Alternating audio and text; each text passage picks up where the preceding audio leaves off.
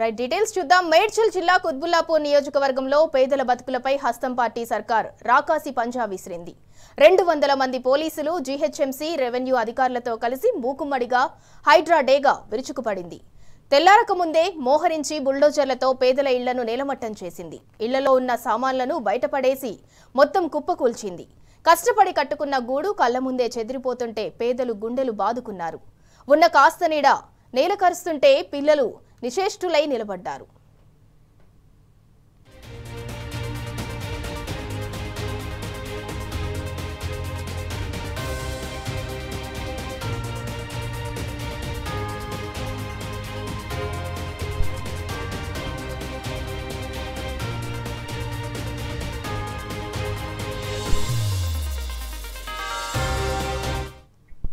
Jagadgirigutta police station పరిధిలో ఉన్న 307, 342 survey నెంబర్లలోని పేదల ఇళ్లను హైడ్రా అధికారులు కూల్చేశారు. దాదాపు 150 ఇళ్లను నేలమట్టం చేశారు. అవే సర్వే నెంబర్లలో ఉన్న అధికార పార్టీ ఎమ్మెల్యే అరకిపూడి గాంధీ భూముల జోలికి మాత్రం హైడ్రా అధికారులు వెళ్లలేదు. ప్రభుత్వ భూమిని ఎమ్మెల్యే గాంధీ కబ్జా చేశారని హైకోర్టులో ఫిర్యాదులున్నాయి. పెద్దల భూములు కాపాడేలా హైకోర్టును నివేదిక ఇచ్చేందుకే తమ ఇళ్లు కూల్చారని పేదలు మండిపడుతున్నారు. రేవంత్ సర్కార్ దుర్మార్గంపై భగ్గుమంటున్నారు.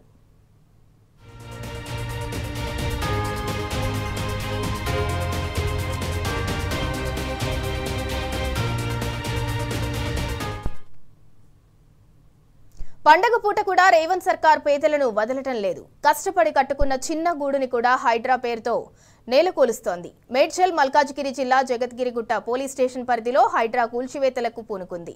దాంతో అక్కడ పరిస్థితి ఉద్రిక్తంగా మారింది. 100 మంది పోలీసులను మోహరించి బాలయ్య బస్తీ, గాలిపోచమ్మ బస్తీలో ఇళ్లను కూల్చివేశారు.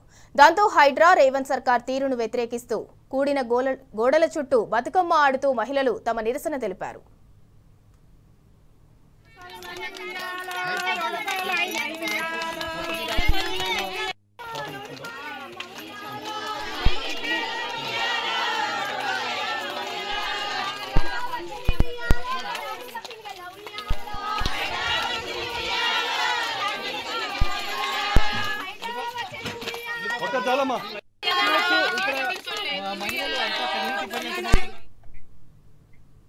రైట్, హైడ్రా కూల్చివేతలపై మరింత సమాచారం మా ప్రతినిధి రంజిత్ అందిస్తారు. రంజిత్, కూల్చివేతలపై మీ దగ్గర ఉన్న అప్డేట్ ఏంటి? అండ్ అలాగే రేవంత్ సర్కార్ తీరును వ్యతిరేకిస్తూ హైడ్రా బాధితులైతే కూలిన గోడల చుట్టూ కూడా బతుకమ్మ ఆడుతున్నట్లు తెలుస్తోంది. దానికి సంబంధించి పూర్తి డీటెయిల్స్ ఏంటి?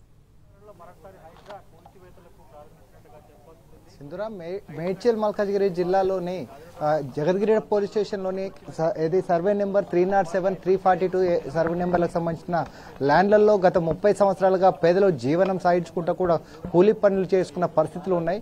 అలాంటి దాంట్లో గత ప్రభుత్వాలలో ఏనాడు లేని విధంగా వాళ్లకు సంబంధించినటువంటి కరెంటు స్తంభాలు కావచ్చు, వాటర్ వర్క్స్ కావచ్చు, దానికి సంబంధించిన అన్నీ ఉన్నప్పటికీ ఎలాంటి ఇన్ఫర్మేషన్ ఇవ్వకుండా వాళ్ళ ఇండ్లని దాదాపు 150 ఇండ్లను కూడా కూల్చేసిన పరిస్థితులు అనేవి ఉన్నాయి. దాంతో బాలయ్య బస్తీ, గాలిపోచమ్మ నగర్లో దాదాపు 150 ఇండ్లను కూల్చివేయడంతో వాళ్ళందరూ చిన్న పిల్లలు కావచ్చు, వృద్ధులు వాళ్ళందరూ కూడా రోడ్ల మీదకి వచ్చేసి రోడ్లపైన స్థలాలు లేక కూర్చున్న పరిస్థితి కనబడుతుంది.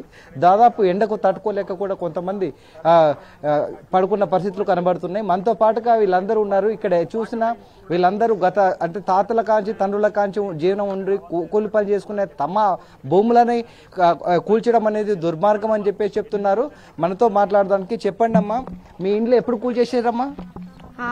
5 గంటల నుంచి వెళ్ళి అందరినీ లేపి కూల్చేసారు సార్.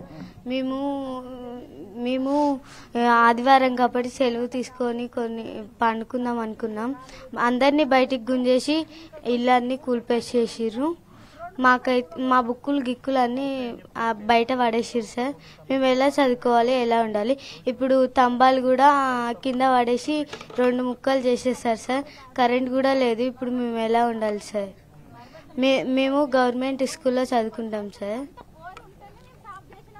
మరి మీకు రేవంత్ రెడ్డి సార్ ఇండ్లు కట్టిస్తా, పెద్దోళ్ళని చేస్తా అంటుండగా ఆయన కట్టిస్తా అంటుంది కానీ కట్టిస్తలేరు సార్. ఊకే అన్ని కూల్పేస్తుండ్రు. ఇప్పటికీ 3 సార్లు అయ్యాయి సార్. అన్ని కూల్పేస్తారు సార్. మీ ఇల్లు ఎక్కడుంది? నువ్వు ఇక్కడికి ఎందుకు వచ్చి కూర్చున్నావమ్మా? సార్ మా ఇల్లు కూల్పేశారు సార్, దానికోసం ఇక్కడ వచ్చి కూర్చున్నా. మా బుక్కులన్నీ బయట పడేసి పెట్టిరు సార్. చదువుకుందామంటే కరెంటు వైర్ గిట పడేసి. మా పార్వతి అక్క ఎంతో కష్టపడింది సార్. ఓకే అమ్మా, అంటే దాదాపు చిన్న పిల్లలు కూడా చదువుకునే పిల్లలు రోడ్డు మీదకి వచ్చారు. మీరు ఎన్ని సంవత్సరాల కానుంచి మీకు ఎలాంటి నోటీసులైనా ఇచ్చారా కూల్చే ముందు? ఏం నోటీసులు ఏమి ఇవ్వలేరండి, ఎలాంటి ఇంటిమేషన్ లేదు. పొద్దున వచ్చారు, 5ంటికి వచ్చారు, ఇళ్లలో ఉన్న వాళ్ళని గుంజి మరీ గులగొట్టేశారు పొద్దున 5 గంటలకు వచ్చి మార్నింగ్. అసలు నిజం చెప్పాలంటే దసరా పండగ సంవత్సరం కోసారి పెద్ద పండగ, అందరికీ ఇండ్లలోనేమో దసరా పండగ సెలబ్రేషన్ బతుకమ్మ ఉంటది. ఇక ఈ రోజు ఏమో మా పరిస్థితి ఏంటంటే రోడ్ల మీద కూర్చొని మేము బతుకమ్మ చేసుకోవాలి. ఇప్పుడు ఇండ్లు లేవు, ఇంటికి పోవడానికి కరెంటు వైర్ తెంపేశారు, స్తంభాలు గులగొట్టేశారు. అందుకే ఇక్కడ రోడ్డు మీద వచ్చి ఏం చేయాలి ఇప్పుడు అర్థం కాక పండగకి ఇట్లా రోడ్డు మీద వచ్చి కూర్చొని అందరు దేశమంతా పండగ చేసుకుంటే మేము రోడ్డు పాలే పండగ చేసుకుంటున్నాం సార్. ఇప్పుడు మా చెప్పండి, దాదాపు అంటే మీరు ఉదయం నుంచి కూడా ఇక్కడ 6 గంటల కాంచి నిరసన వ్యక్తం చేసుకుంటూ కూడా ఉన్నారు. వీళ్ళందరికీ కూడా అంటే ఏదైతే వాళ్ళ కుటుంబ సభ్యులు ఉన్నారో వాళ్ళందరూ ఇబ్బందులు పడుకుంటే అంటే చిన్న పిల్లలు కావచ్చు, వృద్ధులు కావచ్చు, ప్రతి ఒక్కరిని రోడ్డు మీదకి లాగి అంటే దాష్టికంగా వాళ్ళ యొక్క ఇంట్ల సామాన్లు బయట వేసిన పరిస్థితులు అనేది ఇక్కడ ఉన్నాయి. దాంతో భాగంగా ముఖ్యంగా ఏదైతే మాకు కొద్ది సమయం ఇవ్వండి అంటే తాగడానికి వాటర్ లేవు, తినడానికి తిండి లేదు, చిన్న పిల్లలకు కూడా ఈ రోడ్డు మీద నిట్టెండలో ఉంటుంటే కనీసం అంటే ఏమీ లేకుండా ప్రత్యామ్నాయంగా వాళ్ళకు మార్గం చూపెట్టకుండా కూడా కూల్చేసిన పరిస్థితులు ఉన్నాయి. దీనికి కారణం హైడ్రా అధికారులు ప్రభుత్వం ఏం చెప్తుంటే హాలిడేలను హద్దునుగా చేసుకొని వాళ్ళు ఇండ్లు కూలకొడుతున్నారు తప్పితే ప్రభుత్వం అనేది ప్రజలను అభివృద్ధి చేసిన పరిస్థితులు కనబడట్లేదు. చెప్పండి అన్న, అసలు ఈ పరిస్థితులు రావడానికి గల కారణాలంటే వీళ్ళు 30 సంవత్సరాల కంచి ఉన్న ఇండ్లని అకస్మాత్తుగా కూల్చేసినట్టే దాన్ని ఏ విధంగా చూడవచ్చు? సార్, ఒకటి మీడియా మిత్రులు ఇక్కడికి ఇంత ఘోరమైన ఘటనను చూపెట్టడానికి వచ్చిన మీ అందరికీ కృతజ్ఞతలు. ప్రభుత్వం ఖచ్చితంగా వీళ్ళ పక్షాన ఉండి వీళ్ళకి ఇమీడియట్ గా ఒక డబుల్ బెడ్రూమ్ కట్టియాలి. వీళ్ళు 30 years నుంచి ఇదే జాగాలో పనిచేసుకుని వాళ్ళ తాతలు ముత్తాతల నుంచి ఇక్కడే ఉన్నారు కాబట్టి వాళ్ళకి ఇంకేదన్నా ఆల్టర్నేట్ ఈ జాగా బడా బాబులు ఎవరికైనా కావాలని అనుకుంటే వీళ్ళకి ప్రత్యామ్నాయంగా ఇందిరమ్మ ఇల్లు కట్టియండి. కట్టించిన తర్వాత అప్పుడు కూలగొడతారా ఏం చేస్తారా సెక్రటరీ? సో 100% వీళ్ళందరికీ ఇప్పుడు ప్రజెంట్ చిన్న పిల్లలు ఉన్నారు, మహిళలు ఉన్నారు, వాళ్ళకి తినడానికి తిండి లేదు, ఎండ పూట ఒక 5 నిమిషాలు కరెంటు లేకపోతేనే మీరు ఉండలేరు. మంత్రులు, ఎమ్మెల్యేలు, సీఎంలు, ఐఎస్లు ఎవరు కూడా. కానీ చిన్న పిల్లలు, వృద్ధులు, మహిళలు వీళ్ళందరూ ఎట్లా ఉంటున్నారు? సో దయచేసి ఇమ్మీడియట్ గా వీళ్ళకి ఒక ఆల్టర్నేటివ్ ఉండడానికి డబుల్ బెడ్రూమ్ ఇల్లు కట్టియాలి. అప్పటి వరకు మీ మినిస్టర్ క్వార్టర్స్ లన్నా పెట్టండి, సెక్రటేరియట్ లన్నా పెట్టండి, సీఎం గారు మీ ఇంటికన్నా తీసుకొని పోండి.